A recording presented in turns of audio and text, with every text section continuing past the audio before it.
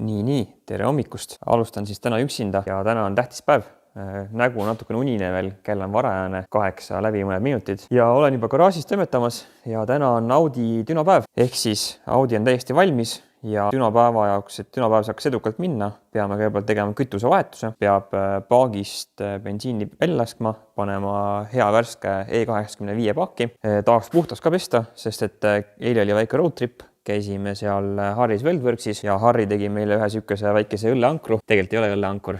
Tegelikult on siia tulevad siis üks väljavõtt tuleb kollektor, või tähendab sellest downpipe'ist ja üks tuleb kollektorist siit alt, sealt. Ja siia külge lähevad tahaandurid ja see on tegelikult siis vastu surve või siis vastu rõhu andurite potsik. Ehk siis kogu see heitgaas, mis siit siia sellesse potsikusse jõuab, jahtub ilusti maha ja siis potsik natuke stabiliseerib seda näitu, et ei oleks kõikuv näit. Läbi käidud teema ja potsikut on vaja selle asja jaoks. Aga kes siis ei mäleta või mis siis seekord on vahetud, et kõige suuremateks muutusteks eelmisest korrast on trossel.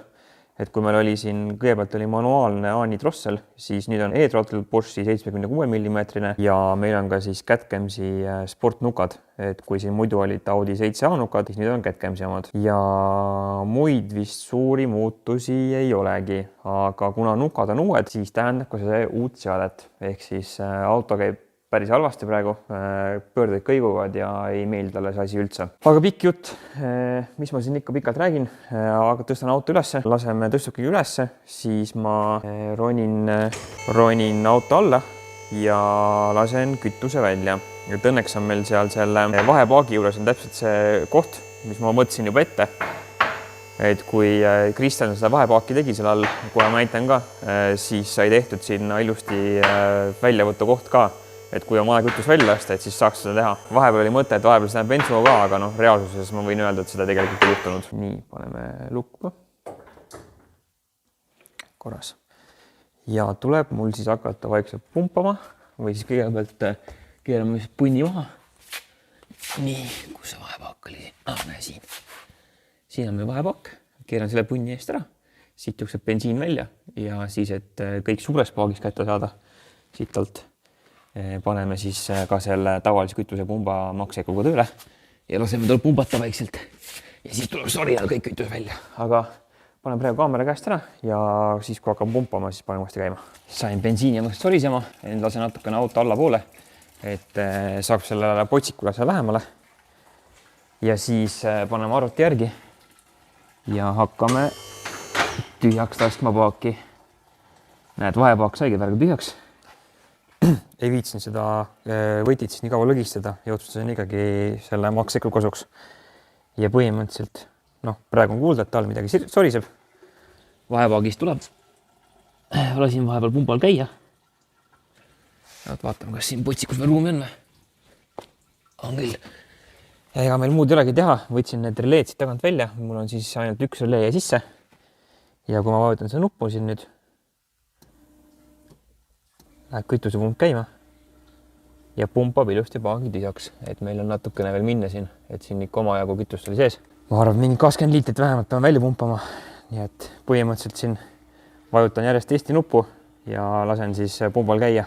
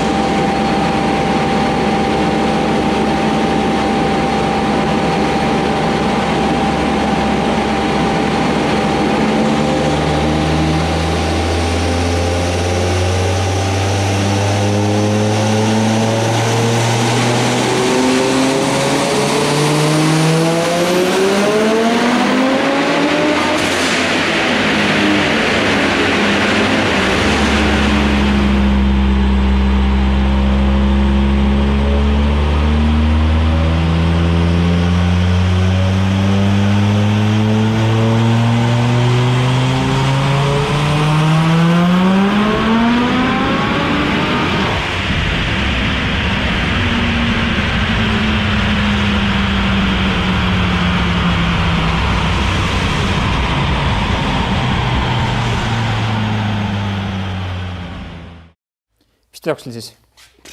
Ma chillin niisama, nagu ikka. Sittagi ei tee. Ma on kaamera sinu kätte siis. Ma tegelikult filmisin siis väikse intro ka, kui Dünopäev algas, et sa lubasid tulla, aga läksid üle, nii et sai... Ma ei saanud kahjuks, mul ei... Aga käisime siis hobijõus ja üks korralik Dünopäev on sisal taga. Lugesin kokku, vist oli mingi üle 50 tõmbe ja kes hobijõu Facebooki lehte jälgib, siis saime selles Düno maksimaalselt tõmmete mingisuguses top listis vist saime äkki 8. koha või. Et tuli 530 kilovatti ja 900 newtonit või 902 midagi newtonit rattast siis. Väga edukas päev. Sai paberi ka või? Paberit ei saanud, see on pildi, ma võin pildi panna siia. Ametlik ja. No ma tegin viimasest sellest kõige uhkemast tõmbest tegin pildi, aga ilma probleemideta ei läinud. Mäletad, see väikene junn, mis oli seal selle tühikäigu mootori kinni katmiseks, ütlesid, et mis raudselt läheb katki. Mis sa arvad, mis ma ei tea, kas ma videos ütlesin, et see raudselt katki läheb, aga... Sa vist videos ei olnud, aga sa mulle ütlesid. Ühesõnaga siin koha peal oli see junn, praegu on see lihtsalt kinni pandud. Tegelikult siin all on nagu mingi kork ka, aga see kork on suht sketši, et seda ärme vaata. Aga see vähemalt pidas Düno tõmbed vastu. Ühesõnaga see kork, mis siin ennem oli, mis oli mõeldud just selle jaoks, et nagu pimedaid kinni katta. Ta ilmselt ei olnud mõeldud selle jaoks, et sa sinna 3 paari taha lükkad. Võib-olla tõesti. Igatahes siis 2 kord lendas see minema ja teise korra lendas see korralikult ribadeks lihtsalt. Sellest ei ole mitte midagi alles. Et ühesõnaga, kui me nüüd Harri juurde sinu silla järgi lähme ja siis selle Racing Sumpsi ära lõpetame, siis võtame selle interkuuleri torusid kiiresti küljest ära ja Harri keevitab siia pimedaks selle siit. Ja seda kohe tegema vist. No seda oleks võinud kohe teha täpselt. Aga eks siis õpetab. Ja üks asi, et samasugune pime on tegelikult siin kollektori all veel. See lendas ka minema? Ei, see lennab minema. Seal võib-olla on ühtlasem surma vaata, aga ma tellisin sinna ka juba metallpunniga ja paksu seinaga selle toru sinna asemele. Selle vahetan välja ja tellisin varuga igaks juhuks. Et siis on autos, kui me võistlustele, siis on üks karp neid kupee spetsialjuppe. Kas need alumised olid enne ka ei olnud? Olid? Noh, selles suhtes need... Ei, üks ei olnud. Üks oli tühikäigu mootori jaoks, mis ma panin samasuguse nagu siia. Vaata, ennem oli siit, läks otse tühikäigu mootorisse, siis tühikäigu mootorist läks selle kollektori alla. Et mul oli 2 auku vaja kinni katta. Nende vahel toru tõmmata lihtsalt? Ei, nii see ei toimi. Siis oleks kogu aeg oleks mingi lisaõhkju trosselist mööda. No, väga hea. Ei, see niimoodi ei ole. Ja siis ühe korra lendas üks lõdvik minema, mis ma olin tõenäoliselt ise kehvasti pannud. Selle panin uuesti kinni tagasi ja oli kõik jälle hästi. Ja rohkem probleeme ei olnudki, kui siis lõpus, kui tulid need täiesti maksimaalsed tõmbed siis, nagu see 530 kilovatti, siis hakkas jääma kütuse survest puudu. Ehk siis etanooliga ja 3,044 pumpa Boschi oma on vähe. Janis siis alguses kasvas see äkki mingi pump suri ära lihtsalt. Aga kui võtsime jõudu maha, siis oli kõik korras. Ja kui Janis pani nagu seadisse, et nüüd sama jõu juures tahaks natuke rohkem kütust, nagu segu rikkamaks panna, siis nägi, kuidas kütusurve hakkas alla kukkuma. Et väga selgelt pumbad töötasid, sai tõmmata veel mingi 500 kilovatti ilusti, aga lihtsalt kui natukene panna segu rikkamaks, see hakkas surve ära kukkuma. Väga selge vihje sellele, et ei jagu enam, kõik saab otsa. Äkki sai vool otsa? Ei, logisime ka üle 12 voldi oli kogu aeg stabiilselt, et vool otsa ei saanud. Ma kasutasin alguses seda esimese asjana, et vool saab otsa. Aga tegelikult ei saanud. Jah, ühesõnaga see Düno kokkuvõte siis, et mul on siin videosi ka sellest ja ma panen siia vahele siis neid tõmbeid igasuguseid eest tagant külje pealt, mis iganes. Et korralik päev oli hommikul kella 11 kuni õhtul 4:30 oli rullide peal järjest. Kogu aeg käis pagutamine, flat shiftid, launch control'id, tõmbed, kõik asjad see jäi nüüd seekord siis ilusti ära seadistatud. Kõige pikem sõit selle auto puhul üldse on siis rullide peale? Ma arvan küll, jah. Kõige pikem sõit, jah. Palju treffid kulus? No, ma arvan, treffid ei kulnud. Oli ilusti maha tõmmat vastu maad. Tagant oli küll näha, et... On kuuma saanud, on ju? Et on kuuma saanud. Tegelikult siin oli eelmine aasta juba jutt, et selle peaks ära lõikama siit. Oli küll, jah. Aga see väike tigelt siia nagu teha. No, jah, nagu ikka. Et veits sai sulamist küll siin, jah. Aga nüüd ühesõnaga parandame seda kütusurve viga, et ennem kui me sellega lähme siis testima. See on arve, et pahtel on välja võetud. Jaa. Fine filler. Just. Väga abiks olev tööriist ja vana hea õllekast. Istusin siin peale, keerasin asju lahti. Et siin all on pumbajaam on mul juba laiali lammutatud ja vana 044 on kätte saadud üks. Et nagu te näete, et siin on mul tegelikult 2 tükki neid. üks on see, mis siis käib kogu aeg inline'is selle või samal ajal, mis on paagipumbaga ja teine tuleb boost'i ajal järgi. Ja otsustasin niimoodi, et siis lähme siin laua peale, siis me siin autol kükitame. Et otsustasin siis siukest triki kasuks, et võtan selle 044 välja, see, mis on siis boost'i ajal tuleb järgi ja asendan selle ühe AM-i vähe võimsamaga, mis siis peaks olema siukene 1,5 korda seda 044, võiks olla umbes suurusjärk. Et boost'i all oligi siis see probleem ja selle, mis tuleb boost'i all järgi, selle vahetame ära. Ja vahetame igaks juhuks kütusefiltrid ära, just in case.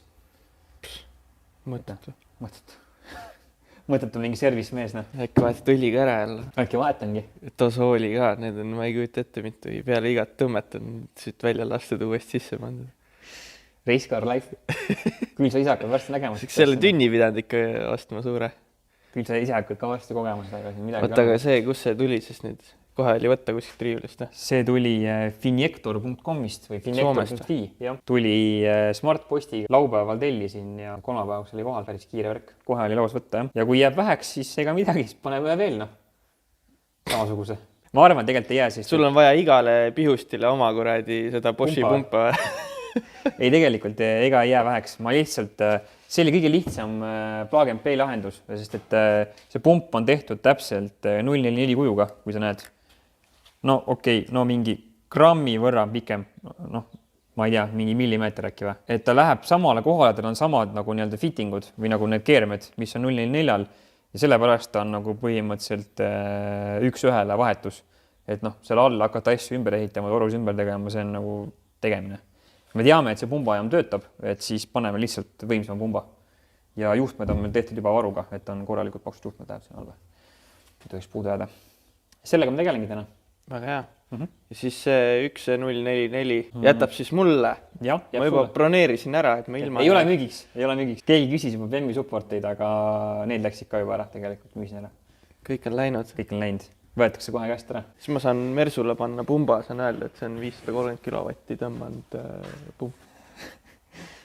Põhimõtteliselt küll, jah. Saad öelda küll.